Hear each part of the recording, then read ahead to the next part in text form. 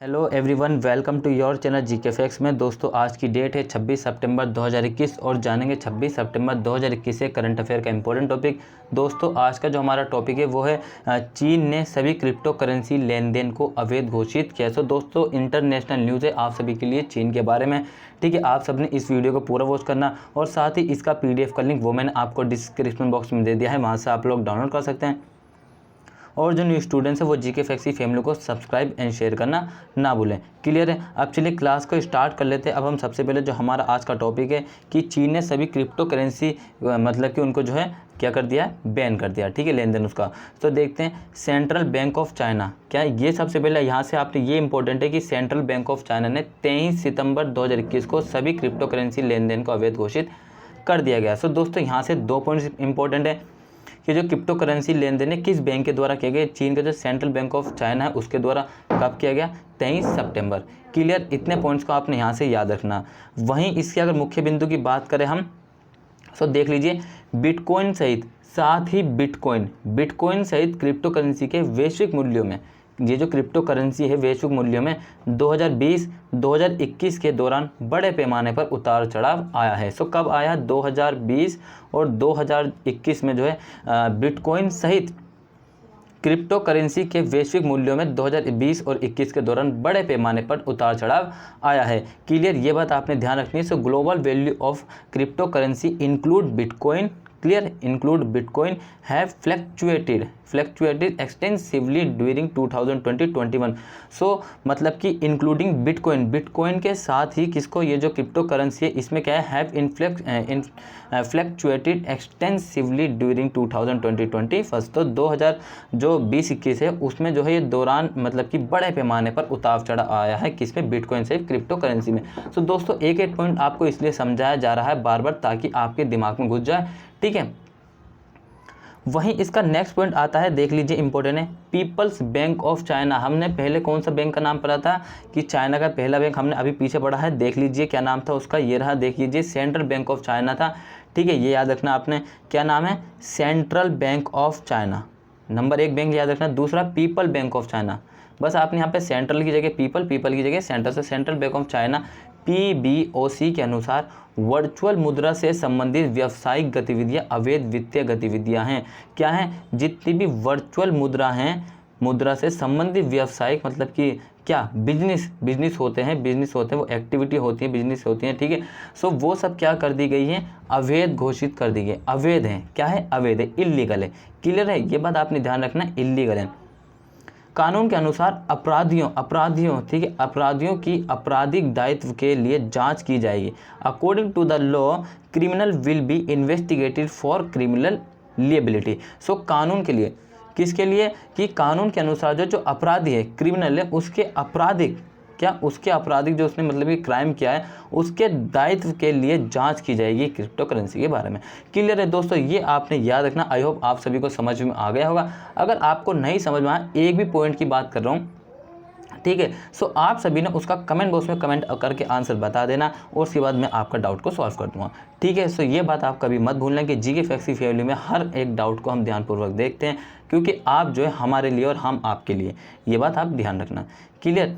So next देखते हैं क्या है, चीनी नोटिस ने क्रिप्टो करेंसी से जुड़ी सभी संबंधी वित्तीय गतिविधियों पर प्रतिबंध लगा दिया। क्या चीनी नोटिस एक जारी हुआ था, इसमें सभी क्रिप्टो करेंसी से जुड़ी जितनी भी संबंधी वित्तीय गतिविधियां होती है, वित्तीय मतलब कि जो कि फाइनेंशियल एक्टिविटी होती है, देख लीजिए फाइनेंशियल एक्टिविटी कहने का मतलब है जो कि मुद्रे से संबंधित है, सो उन सब पर प्रतिबंध लगा दिया। जैसा कि वर्चुअल करेंसी डेरिवेटिव से जुड़े लेन देन, टोकन बेचना, क्रिप्टो ट्रेडिंग इत्यादि। क्लियर है, जैसे कौन सी, वर्चुअल करेंसी डेरिवेटिव से जुड़े लेन देन, टोकन बेचने, क्रिप्टो ट्रेडिंग इत्यादि। क्लियर, ये बात आपने ध्यान रखनी है। वहीं अब आते हैं इसका नेक्स्ट पॉइंट क्या है, नेक्स्ट पॉइंट देख लीजिए, इस प्रकार भारत के नवाचार में महत्वपूर्ण भूमिका निभाते हुए शैक्षणिक संस्थानों की अधिक भागीदारी को प्रोत्साहित करने के लिए आधिकारिक शुल्क कम कर दिया है। सो दोस्तों, शायद ये जो मैंने आपको कल पढ़ाया था, आई थिंक ये जो है टाइपिंग मिस्टेक हो गया, सो आप इसको मत पढ़ना। ठीक है, इसके लिए हम आपसे सॉरी बोलते हैं, क्योंकि जो है टाइपिंग का मतलब कि जब हम इसको बनवाते हैं सो ये तब इसमें मिस्टेक कर दी गई। सो दोस्तों, इसके लिए आप सभी से सॉरी मांगते हैं। ठीक है, ये बात आप ध्यान रखना।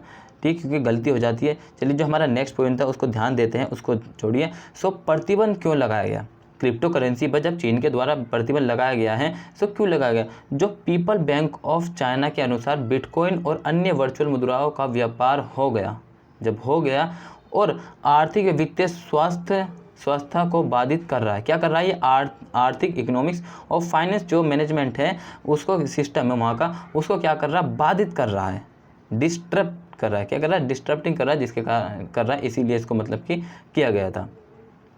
First point. सेकंड पॉइंट का डिस्कस करें तो देखिए, इसने मनी लॉन्ड्रिंग धोखाधड़ी, अवैध धन उगाने, पिरामिड योजनाओं और अन्य अवैध और आपराधिक गतिविधियों को भी जन्म दिया। किसने दिया? जो क्रिप्टो करेंसी है, क्रिप्टो करेंसी ने किस को जन्म दिया? मनी लॉन्ड्रिंग, धोखाधड़ी, अवैध धन उगाने, पिरामिड योजना और अन्य अवैध और आपराधिक गतिविधियों को भी जन्म दिया। ये व्यवधान लोगों की संपत्ति की सुरक्षा को गंभीर रूप से खतरे में डाल रहे हैं।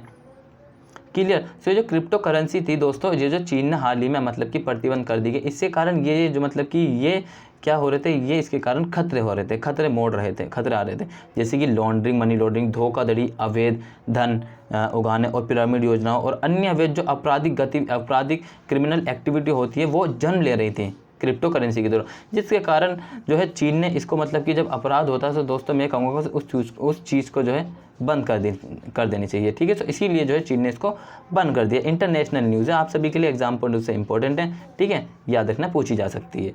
क्लियर? नेक्स्ट पॉइंट की बात करें तो इन तथ्यों को ध्यान में रखते हुए चीन ने सभी क्रिप्टो करेंसी लेन देन को अवैध घोषित कर दिया। So keeping these facts in mind, China has declare all crypto currency transactions illegal. देख लीजिए, जब मतलब कि वो हमारे देश में कह सकते, चाइना हमारा नहीं है, सो चाइना में जब मतलब कि ये इस तरीके के प्रकार मतलब कि धोखाधड़ी हो रही है, इस तरीके के काम हो रहे हैं, मनी लॉन्ड्रिंग हो रही है, अवैध एक्टिविटीज़ हो रही है, इलीगल एक्टिविटीज, सो उसने क्या करा? इन तथ्यों को ध्यान में रखने के बाद क्या करा उन्होंने? China has declare all crypto currency transaction illegal. Clear बात है, उम्मीद करता हूँ समझ में आया होगा। अब चलिए नेक्स्ट पॉइंट हमारा क्या था? चीन के लिए प्रतिबंध का महत्व। कारण मैंने आपको बता चुका हूँ, लेकिन अब ये आता है क्या? प्रतिबंध की इंपॉर्टेंस, सिग्निफिकेंस पॉइंट्स क्या बनते हैं चीन के लिए। सो क्रिप्टो करेंसी पर प्रतिबंध ने चीन के लिए अपनी डिजिटल मुद्रा पेश करने के द्वार खोल दिए। जो चीन की डिजिटल मुद्रा है सो उसके द्वार खोल दिए। So the ban on crypto currencies has open the door for China to introduce hits on digital currency.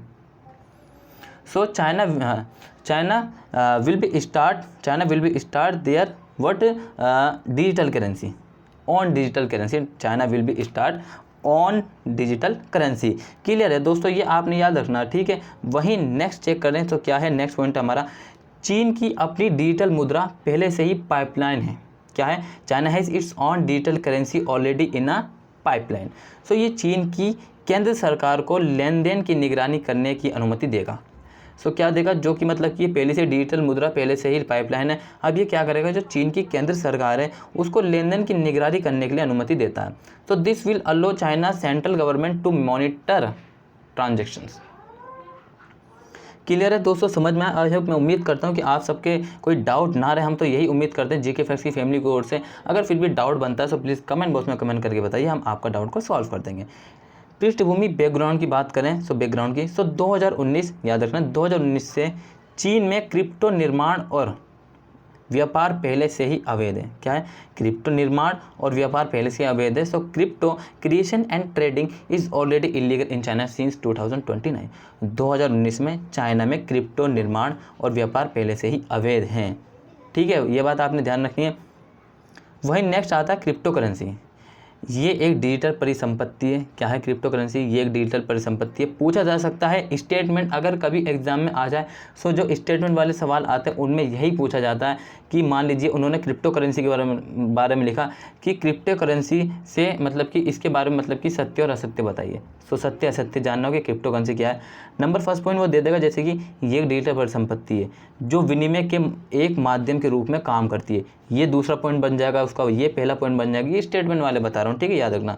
सो ये एक डिजिटल परिसंपत्ति है और जो विनिमय के माध्यम के रूप में काम करती है, जो कंप्यूटरीकृत डेटाबेस के रूप में अलग अलग सिक्के के स्वामित्व के रिकॉर्ड को बही में संग्रहित किया जाता है। So it is a digital asset. Asset देखिए एक और नया वर्ड, जिसने सुना है उसके लिए ठीक है, जिसने नहीं सुना वो याद कर लीजिए, मैं जब आपको वोकेब में बताता हूँ तो ऐसे ऐसे वर्ड आते हैं। सो एसेट प्रॉपर्टी का मतलब भी संपत्ति होता है और इसका मतलब भी संपत्ति होता है। That works as medium to exchange where the ownership records of individual coins are stored in the ledger in the form of computerized database। Clear है? ये क्या है? ये एक डिजिटल करेंसी है, डिजिटल परिसंपत्ति है जो विनिमय एक माध्यम के रूप में काम करती है, जहाँ कंप्यूटराइज्ड डेटाबेस के रूप में अलग अलग सिक्के के स्वामित्व के रिकॉर्ड को बही से संग्रहित किया जाता है। क्लियर? ये बात आपने ध्यान रखनी है दोस्तों। वही नेक्स्ट पॉइंट हमारा ये रहा कि ये रिकॉर्ड एक मजबूत क्रिप्टोग्राफी का उपयोग करके संग्रहित किए जाते हैं कि ये रिकॉर्ड एक मजबूत क्रिप्टोग्राफी का उपयोग करके संग्रहित किए जाते हैं ताकि लेन देन रिकॉर्ड को सुरक्षित किया जा सके। So these records are stored using a strong cryptography so that the transaction records can be secured. जो ट्रांजेक्शन रिकॉर्ड है वो हमारी सिक्योर्ड हो सके, इसीलिए जो है ये रिकॉर्ड एक मजबूत क्रिप्टो का उपयोग करके संग्रहित मतलब इनको कलेक्ट या फिर इकट्ठा किया जाता है। क्लियर थे? ये बात आपने ध्यान रखनी है दोस्तों। वहीं पहली क्रिप्टो करेंसी की बात करें, ये इंपॉर्टेंट है कि बिटकॉइन, क्या बात कर रहे हैं हम? बिटकॉइन 2009 में ओपन सोर्स सॉफ्टवेयर के रूप में जारी की गई। क्या की गई? बिटकॉइन 2009 में ओपन सोर्स सॉफ्टवेयर के रूप में जारी की गई। ठीक है, पहली क्रिप्टो करेंसी है ये पहली विकेंद्रीकृत क्रिप्टो करेंसी है। Clear? So bitcoin is first crypto currency release as open source software in 2009। It is the first decentralize word याद रखना, क्रिप्टो करेंसी। क्या? Crypto currency. डिसेंट्रलाइज का मतलब क्या होता है? विकेंद्रीकरण। ये भी आप याद रखना, मैं बता देता हूँ कभी कभार।